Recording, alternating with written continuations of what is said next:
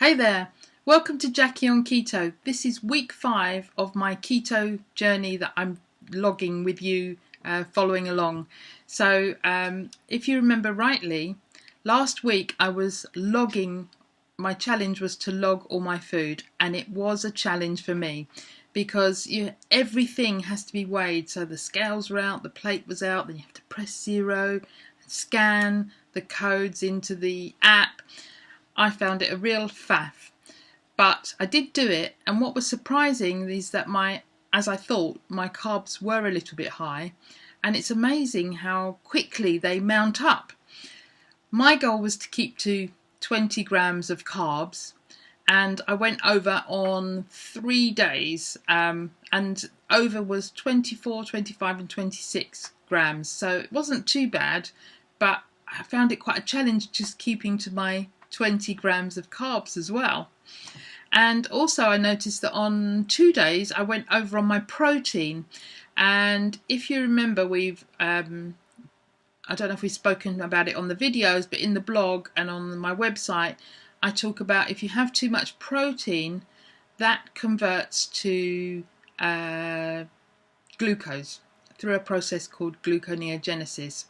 One of the reasons why we don't need that many carbs is because we can convert particularly protein, but other things, into glucose. So the other thing that I was surprised about was how many carbs unsweetened Greek yogurt has. So 100 grams was 5.5 carbs. And after I'd eaten it, I thought, why did I use so many carbs on a bit of yogurt? So I've looked up sour cream, and that has only 3 or 3.5 grams of carbs for 100 ml and a lot more fat. So I think I'll be ditching the Greek yogurt and sticking with the sour cream for the moment. So I used the main app that I used was MyFitnessPal, and it has a big database. There's lots of things in there. You do need to put in, if you're going to use it, you do need to put in a supermarket name and then the product, or scan it, because the Americans use total carbs, and here in the UK everything has net carbs. So if you're doing total carbs, you'd want maybe 50 or 60 total carbs, and if you're doing net carbs, then ideally around about 20 grams of net carbs. So I was using MyFitnessPal, but I've also was trying out another app called Chronometer, which was fine. It seems fine, except the database is really small.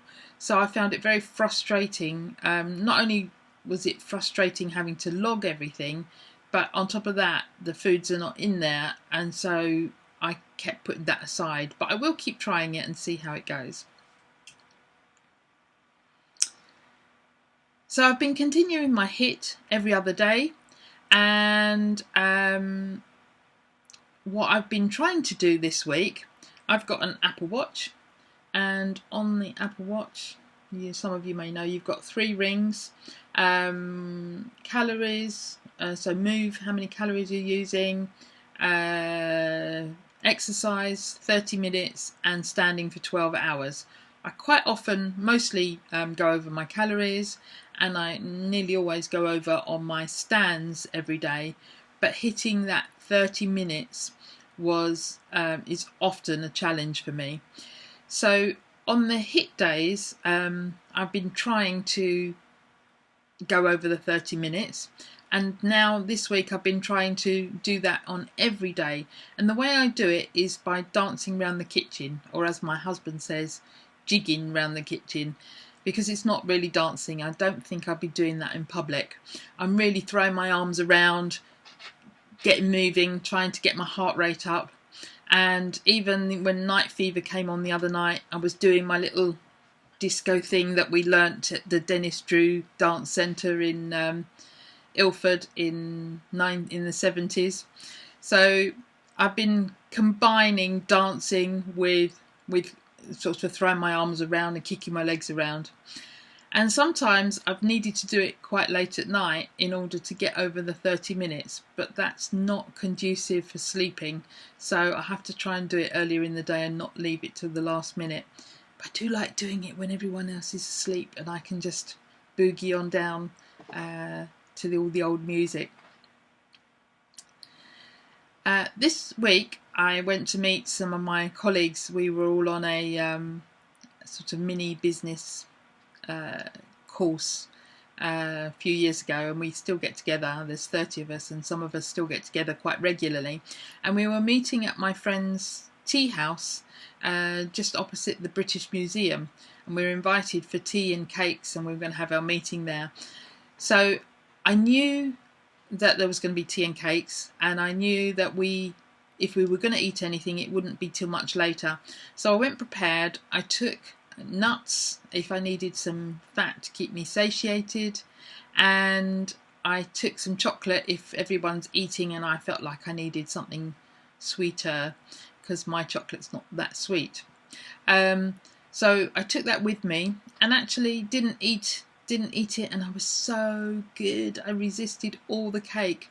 The lemon drizzle with blueberries, not that I'm keen on blueberries, but the lemon drizzle cake looked absolutely divine.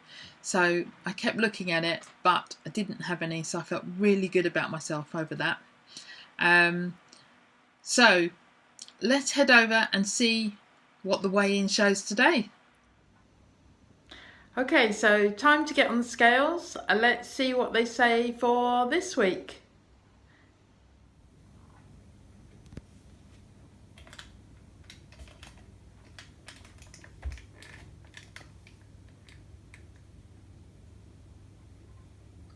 That's 14.5.2. So back in June 2017, my starting weight was 231.8 pounds. Last Friday was 203.8 pounds. And this Friday, as you saw, was 201.2 pounds. So that's a loss this week of 2.6 pounds. And if you remember, last week I'd put some weight on and had gone back to what I was in week 1. So that's an overall loss since week 1 of 2.6 pounds, and an overall loss since June 2017 of 30.6 pounds. Great, I love it. So another thing is, back in the back end of last year, I went to the doctor just to get a prescription renewed, and I asked him to just check me over. It's a prescription, migraine prescription that I've had for 20 or 30 years, long time, and I just thought I haven't been checked out, and I would prefer to be checked out. I don't need it that often anymore, but for when I do. And my blood pressure was a bit high, so he said get a blood pressure monitor and take it yourself. So the highest my blood pressure was, and this is since December I think, was 136/92. And more recently, the last time I took it, which was probably in March, was 123/88. This week I decided to take it again, and I was really pleased that it was, because I've been doing the exercise, 104/68. So I'm going to test it again next week. I'm going to do that quite regularly.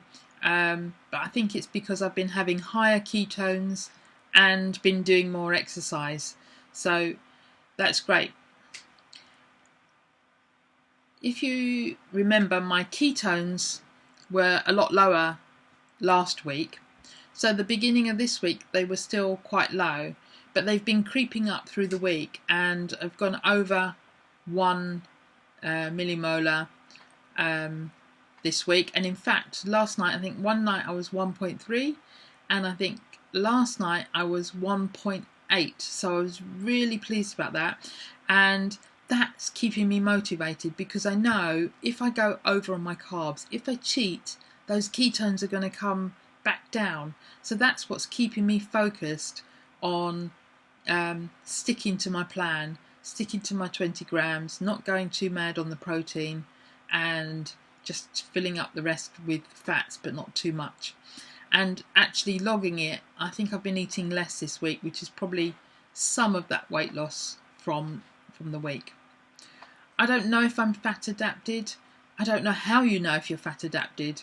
What I do know is my weight's been down, as you saw, and it's continuing down. So it's although it went up the other week, it's still down. It's still, the trend is down. And I'm not hungry very often. So sometimes I am, and this week in the mornings I've been a bit hungrier, so I've been eating something if I felt like it. But I'm not generally not hungry, and I think that maybe I might be fat adapted. So I'm not setting any specific new challenge for this week. My challenge is to continue logging my food, because that is a challenge for me. So we're going to see how that goes. And I'm going to try for a perfect 7 on my watch. So perfect 7 means closing all 3 rings every day this week. That's my challenge for the week. So subscribe to my channel if you haven't already. If you want to see the blog, then head on over to JackieOnKeto.com, and if not, I'll see you here next week. Bye for now.